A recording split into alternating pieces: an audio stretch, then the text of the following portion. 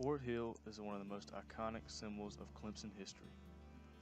Originally known as Clergy Hill, Fort Hill served as a priest home for Dr. James McKelney, a pastor of Hopewell Presbyterian Church. Fort Hill came into the hands of the Calhoun family through John C. Calhoun's wife, Floride.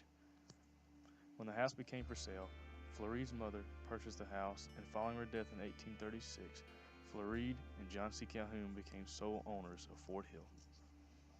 The couple raised 10 children over the course of 18 years, but only one of the Calhoun's children survived, Anna Marie Calhoun. Following the deaths of John C. Calhoun in 1850 and Floride in 1866, Fort Hill came in complete ownership of Anna Marie Calhoun.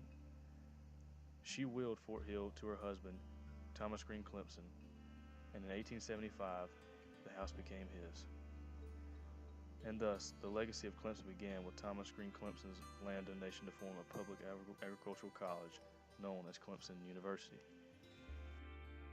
There is also a haunting side of Fort Hill's legacy. John C. Calhoun and Thomas Green Clemson were successful plantation owners and were against African American freedoms.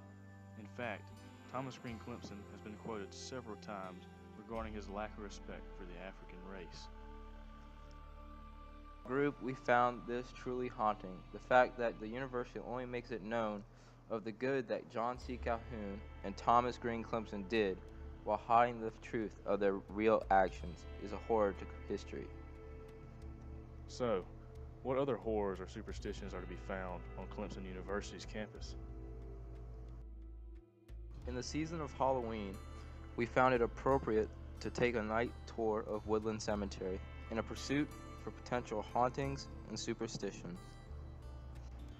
Woodland Cemetery is located behind the football field and serves as a resting place for Clemson faculty that devoted 20 or more years of service to Clemson. Let's see if they'll come back and visit us tonight.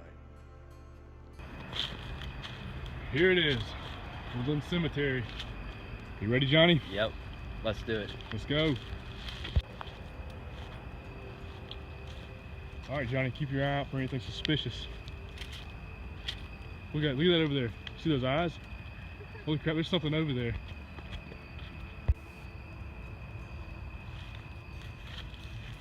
Man, oh man, this is creepy.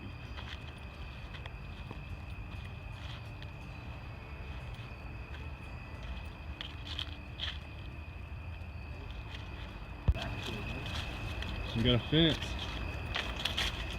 What could be behind these gates? Calhoun Plantation Cemetery, John. We gotta go in there.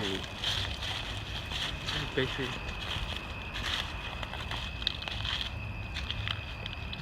Wow. Probably his right there.